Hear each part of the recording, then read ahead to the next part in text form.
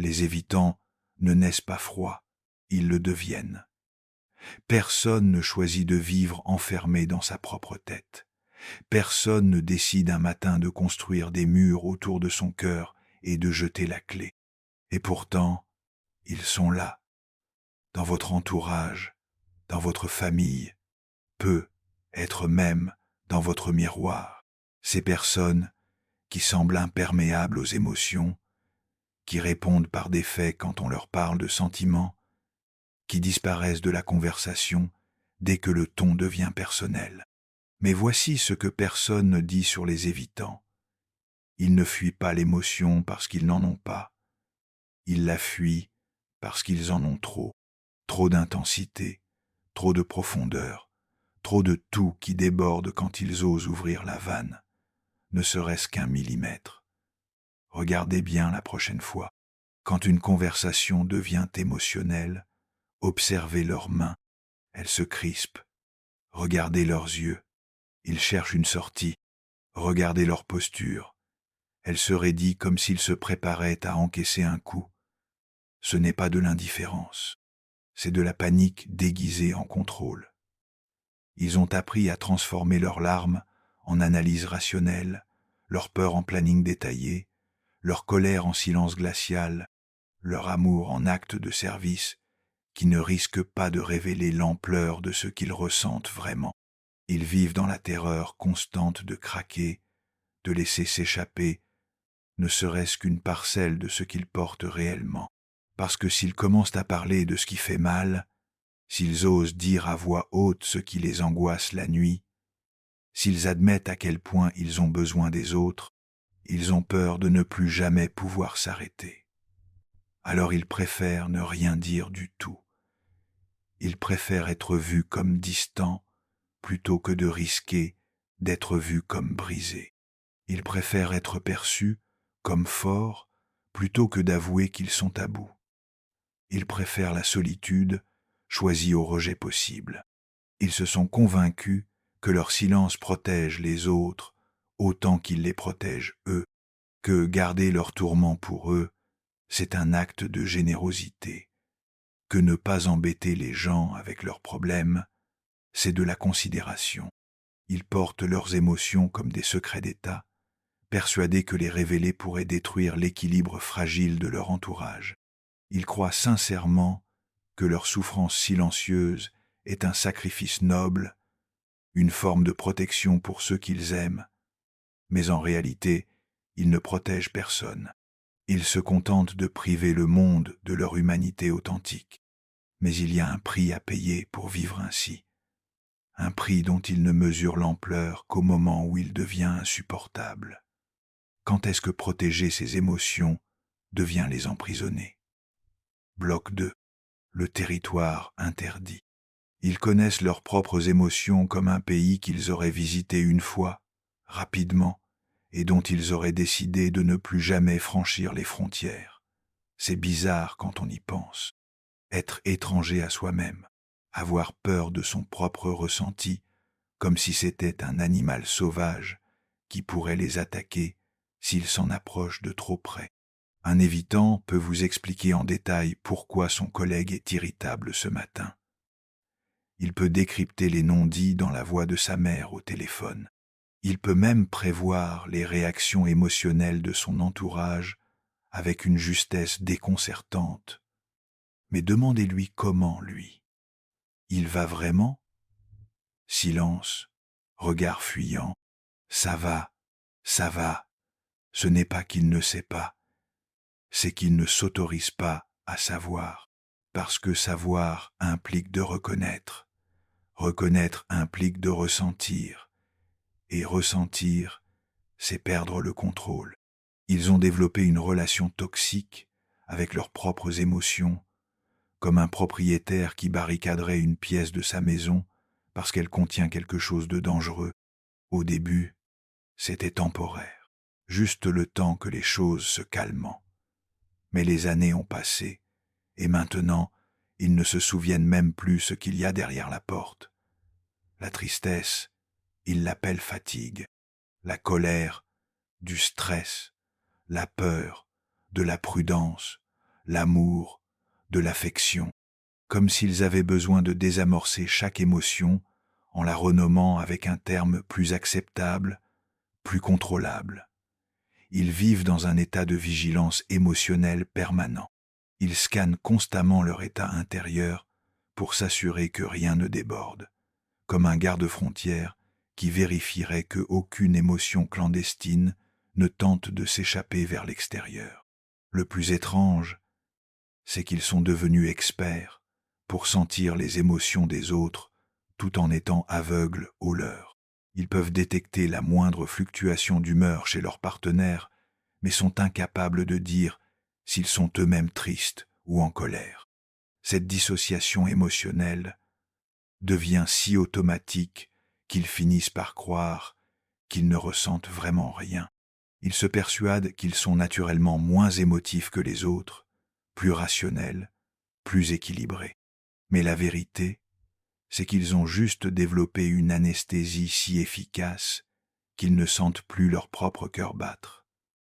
Ils sont devenus des fantômes dans leur propre vie émotionnelle. Et quand, malgré toute leur surveillance, quelque chose fuit, une larme qui perle, une voix qui tremble, un sourire qui craque, ils paniquent, ils se haïssent pour ce moment de faiblesse. Ils se promettent que ça n'arrivera plus. Mais pourquoi avoir si peur de ce qui fait pourtant partie d'eux? Bloc 3, l'enfance du silence. Remontons le temps, parce que personne ne naît avec la conviction que ses émotions sont des bombes à retardement. Quelque part, dans l'enfance d'un évitant, il y a eu un apprentissage. Pas forcément dramatique, pas forcément violent, parfois juste, silencieux. Des parents qui répondaient aux larmes par « arrête de pleurer pour rien », des parents qui se radissaient quand leur enfant exprimait de la peur, des parents qui disaient « les grands garçons ne pleurent pas » ou « les petites filles doivent être raisonnables » ou pire encore, des parents qui explosaient quand l'enfant exprimait des émotions, qui transformaient chaque moment de vulnérabilité en crise familiale, qui faisaient comprendre à leur enfant que ses sentiments étaient un problème à résoudre, pas une partie de lui à accueillir. L'enfant a vite compris la règle du jeu. Pour être aimé, il faut être facile à vivre. Pour être accepté, il faut ne pas déranger. Pour être en sécurité, il faut garder ses émotions pour soi. Alors il a appris à ravaler ses larmes, à transformer sa colère en obéissance, à cacher sa peur derrière un sourire, à ne jamais, jamais montrer qu'il avait besoin de quelque chose, et ça a marché. Ses parents étaient incontents. Les adultes le félicitaient d'être si mature pour son âge. Il recevait des compliments sur sa capacité à gérer les situations difficiles. On l'admirait pour son indépendance précoce. Sauf que ce qu'on admirait chez lui, c'était sa capacité à ne pas être un enfant, à ne pas avoir de besoin, à ne pas exprimer ses émotions, à se débrouiller seul. En gros, on l'aimait pour tout ce qu'il n'était pas. Cet enfant a développé une croyance profonde. Je suis aimable seulement quand je ne dérange pas. Il a intériorisé que ses émotions étaient un fardeau pour les autres, que sa valeur dépendait de sa capacité à être autonome, stable, prévisible. Cette programmation s'est ancrée si profondément qu'elle est devenue invisible. L'enfant a grandi en pensant que c'était normal de porter ses émotions comme un secret honteux, normal de se sentir coupable d'avoir des besoins, normal de croire que demander de l'aide était synonyme d'échec personnel. Il a appris à mesurer sa valeur à l'aune de son autonomie émotionnelle, transformant chaque moment de vulnérabilité en preuve de sa propre défaillance. Et maintenant, des décennies plus tard, il continue à jouer le même rôle, celui de la personne qui n'a besoin de rien, qui ne ressent rien de dérangeant, qui gère tout sans aide. Sauf que maintenant, c'est devenu une prison dont il a perdu la clé. Le problème, avec les stratégies de survivance de l'enfance, c'est qu'elles deviennent les sabotages de l'âge adulte. Bloc 4. Les mensonges de la force. Il y a des croyances que les évitants portent comme des vérités absolues, des règles de vie qu'ils suivent sans jamais les questionner, des mensonges si bien intégrés qu'ils les prennent pour de la sagesse. Premier mensonge. Exprimer ses émotions, c'est manipuler les autres. Ils sont convaincus que montrer ce qu'ils ressentent, c'est exercer une pression injuste sur leur entourage, comme si leurs émotions étaient des armes qu'ils pointèrent sur les autres pour obtenir ce qu'ils veulent. Alors, ils se taisent pour être justes, pour ne pas forcer les gens à réagir. Mais en réalité, ils privent les autres de la possibilité de les connaître vraiment. Et ils se privent eux-mêmes de la possibilité d'être aimés pour qui ils sont vraiment. Deuxième mensonge. Si je montre mes faiblesses, on va s'en servir contre moi. Cette croyance vient souvent d'expériences où leur vulnérabilité a effectivement été retournée contre eux. Alors, ils ont décidé de ne plus jamais donner de munitions à personne, plus jamais de confidences qui pourraient devenir des reproches, plus jamais d'aveux qui pourraient devenir des chantages. Le problème, c'est qu'en protégeant leurs faiblesses, ils protègent aussi leur humanité. Et une relation sans humanité partagée, ce n'est pas une relation, c'est un contrat de service. Troisième mensonge. Les gens préfèrent que je sois fort.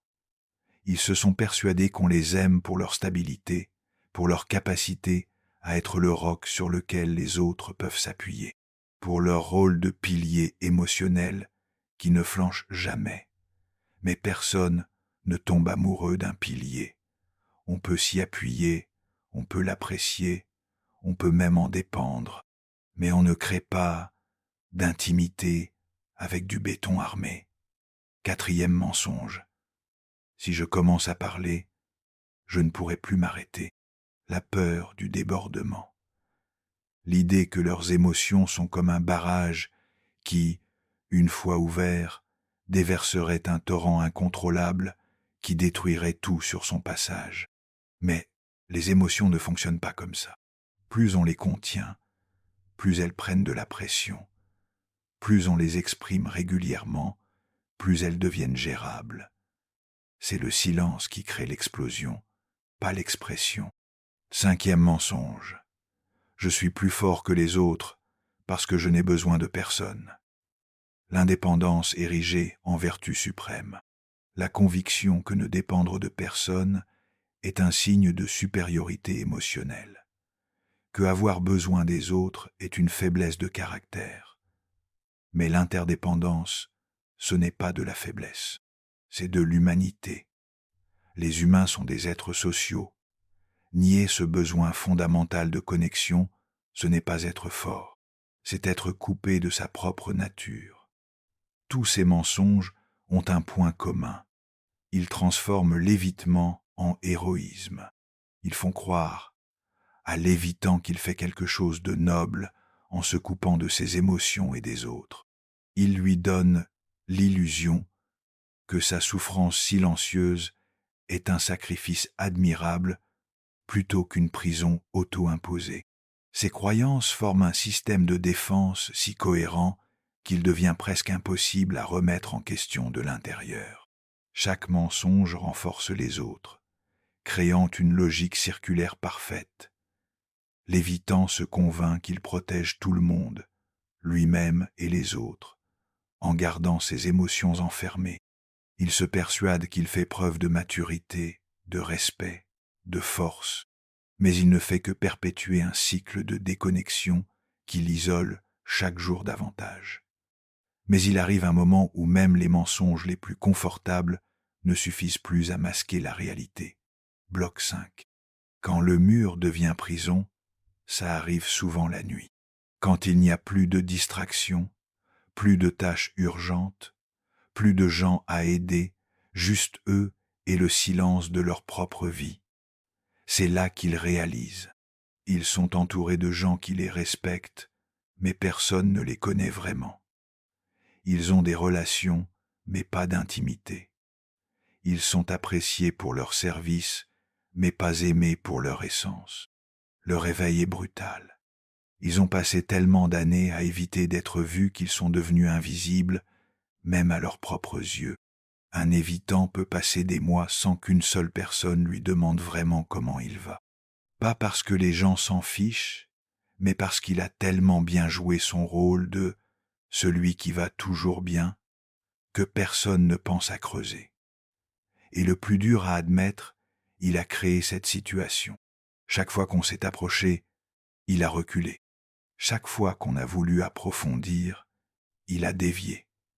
Chaque fois qu'on a tendu la main vers son cœur, il a tendu des faits, des solutions, des conseils, tout sauf lui-même. Maintenant, il regarde sa vie et se demande « Qui suis-je quand je n'aide personne? Qui suis-je quand je ne résous aucun problème? Qui suis-je? Juste moi ?» La réponse fait peur, parce qu'il ne sait plus. Il a tellement l'habitude de se définir par ce qu'il fait pour les autres qu'il a oublié qui il est pour lui-même. Sa valeur s'est tellement attachée à son utilité qu'il ne sait plus s'il mérite d'exister juste. Pour exister, c'est le moment où la stratégie de protection devient un piège, où l'armure devient si lourde qu'elle l'écrase au lieu de le protéger. Il réalise que s'il mourait demain, les gens diraient « Il était si fort, si fiable, si indépendant ». Mais personne ne pourrait dire « Voilà ce qu'il aimait, ce qui le faisait rire, ce qui le tenait éveillé la nuit, ce dont il rêvait vraiment », parce qu'il ne l'a jamais partagé avec personne. Il comprend soudain que toute sa vie, il a été un acteur jouant le rôle de lui-même. Il a porté un masque si longtemps qu'il ne sait plus à quoi ressemble son vrai visage. Il a vécu pour les autres si longtemps qu'il ne sait plus ce que signifie vivre pour soi. Cette prise de conscience arrive comme une vague froide qui le submerge entièrement. Il réalise qu'il a construit sa personnalité entière autour de ce que les autres attendèrent de lui. Et maintenant, il ne sait plus où finit le personnage et où commence la personne réelle.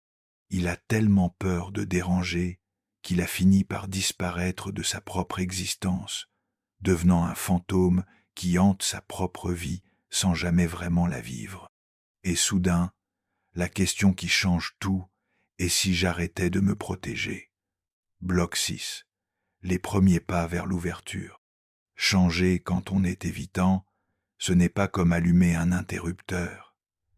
C'est comme réapprendre à marcher après des années d'immobilité. Au début, tout fait mal. Dire « je suis triste » au lieu de « je suis fatigué », avouer « j'ai peur » au lieu de « je réfléchis à tous les scénarios », reconnaître « j'ai besoin de toi » au lieu de « merci pour ton aide ». Les premiers mots sortent comme des corps étrangers, comme s'ils parlaient une langue qu'ils ont oubliée depuis l'enfance. Mais quelque chose d'étrange se produit. Quand ils osent dire la vérité sur ce qu'ils ressentent, les gens ne fuient pas. Ils ne profitent pas de leur vulnérabilité. Ils ne les jugent pas faibles. Au contraire, pour la première fois depuis longtemps, ils voient de la surprise dans les yeux des autres, puis de la reconnaissance, puis quelque chose qui ressemble à du soulagement. Enfin, tu es humain. L'évitant découvre alors une vérité bouleversante. Les gens ne l'aimaient pas malgré ses émotions. Ils l'aimaient en attendant qu'il daigne les partager. Il comprend que son entourage n'avait pas besoin qu'il soit parfait. Il avait besoin qu'il soit présent, vraiment présent, pas juste physiquement, mais émotionnellement. Les premiers changements sont petits. Au lieu de dire « ça va », automatiquement, il fait une pause. Il se demande « comment je vais vraiment ?» et parfois, il ose répondre « pas terrible aujourd'hui en fait ». Au lieu de donner des conseils, quand quelqu'un lui confie ses problèmes, il essaie parfois de partager quelque chose de personnel en retour. Moi aussi, ça m'arrive de « tu sais, l'autre jour, j'ai vécu quelque chose de similaire. C'est maladroit, au début. » Il a l'impression de violer ses propres règles, comme s'il trahissait une partie de lui-même qui lui crie « Qu'est-ce que tu fais ? Ferme-toi, c'est dangereux ». Mais il découvre aussi que plus il s'exprime, moins c'est effrayant, que les émotions ne sont pas des tsunamis quand on les laisse sortir régulièrement. Elles deviennent justes, humaines.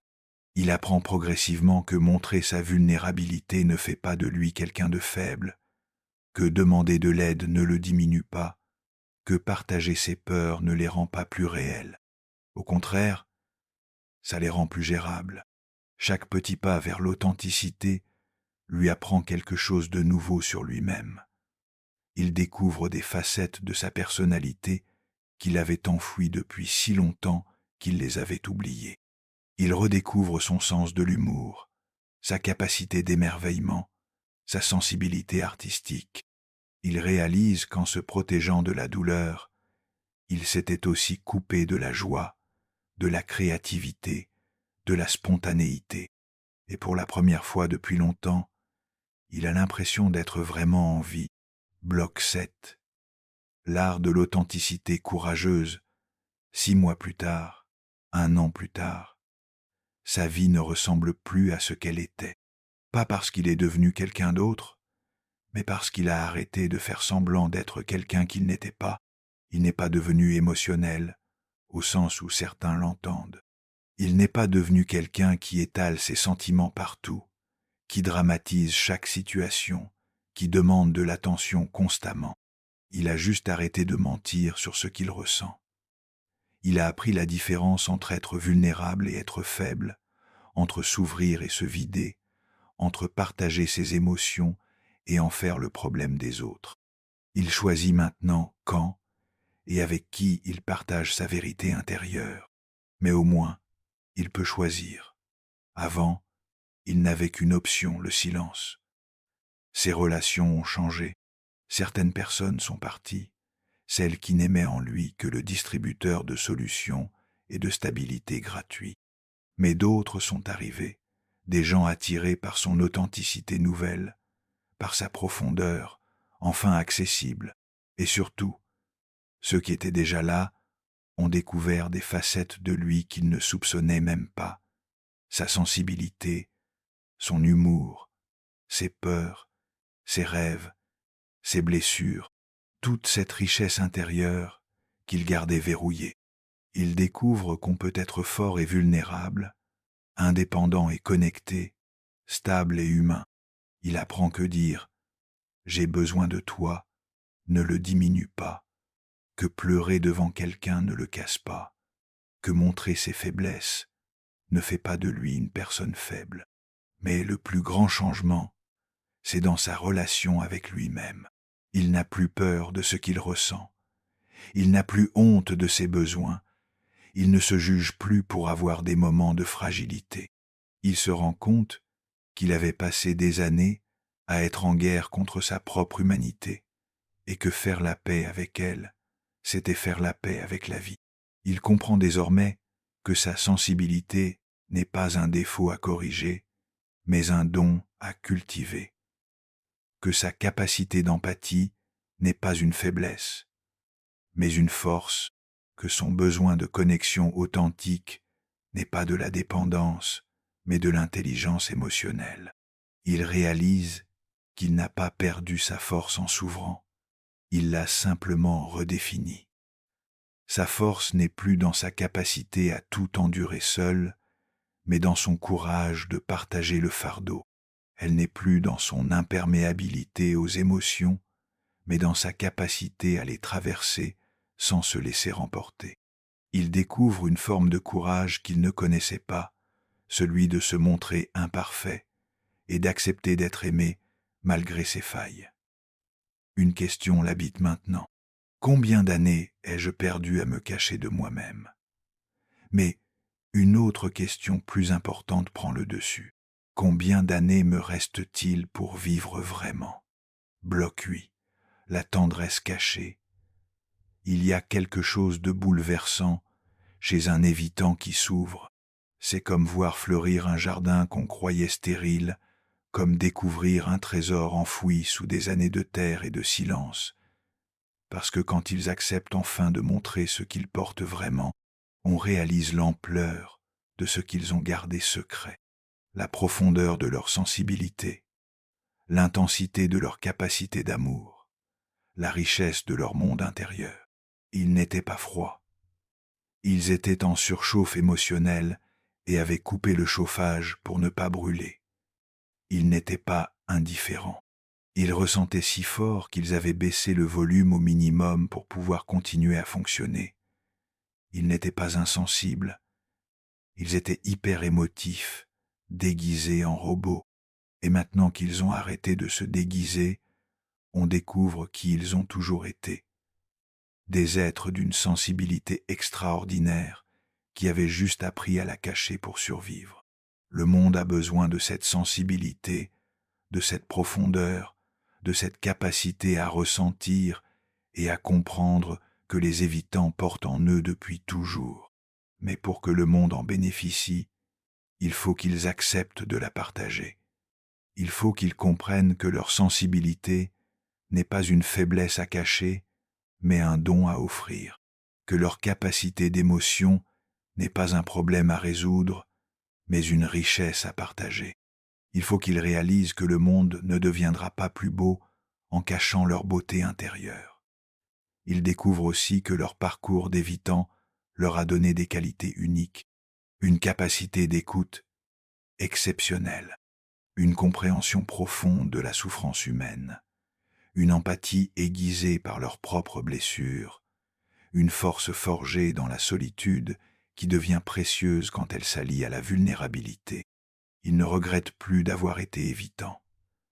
Ils comprennent que cette période de leur vie leur a appris des choses essentielles sur l'autonomie, sur la résilience, sur la valeur de l'introspection.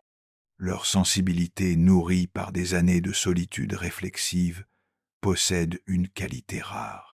Elle est profonde, sans être envahissante, intense, sans être dramatique, authentique, sans être exhibitionniste. Ils ont appris à ressentir en silence pendant si longtemps qu'ils savent maintenant partager leurs émotions avec une délicatesse et une justesse que peu possèdent. Leur vulnérabilité n'est pas un cri de détresse, mais une invitation à la connexion authentique. Et vous, évitant qu'ils lisent ces mots, en reconnaissant quelque chose de familier. Et si c'était le moment? Et si c'était le moment d'arrêter de vous cacher de vous-même? Et si c'était le moment de découvrir qui vous êtes vraiment quand vous n'avez plus peur de le montrer? Votre sensibilité attend, votre authenticité attend, votre humanité attend, et le monde aussi. Si vous êtes arrivé jusqu'ici, c'est que quelque chose en vous était prêt à entendre ces mots, et c'est déjà un immense pas vers la liberté émotionnelle. Sortir de l'évitement, ce n'est pas devenir quelqu'un d'autre du jour au lendemain, c'est accepter, petit à petit, d'être qui vous avez toujours été, sans les murs que vous aviez construits pour vous protéger. Si cette réflexion a touché une corde sensible, si vous avez reconnu des patterns que vous pensiez être seul à vivre, likez cette vidéo pour qu'elle puisse aider d'autres personnes qui se cachent encore derrière leur armure émotionnelle. Et si vous voulez continuer à explorer ces thèmes, de la vulnérabilité authentique aux relations saines, en passant par la reconstruction de l'estime de soi, abonnez-vous et activez la cloche, parce que ce voyage vers l'authenticité ne fait que commencer. Dites-moi en commentaire lequel des 5 mensonges vous a le plus interpellé. Pas besoin de tout raconter, mais savoir ce qui résonne chez vous m'aide à créer du contenu qui vous accompagne vraiment dans cette transformation. Rappelez-vous, votre sensibilité n'est pas une faiblesse à corriger, c'est une force à célébrer. Vous méritez d'être aimé pour qui vous êtes, et vraiment, pas pour le personnage que vous jouez. À bientôt pour une nouvelle réflexion. Merci de faire confiance à cet espace pour grandir ensemble.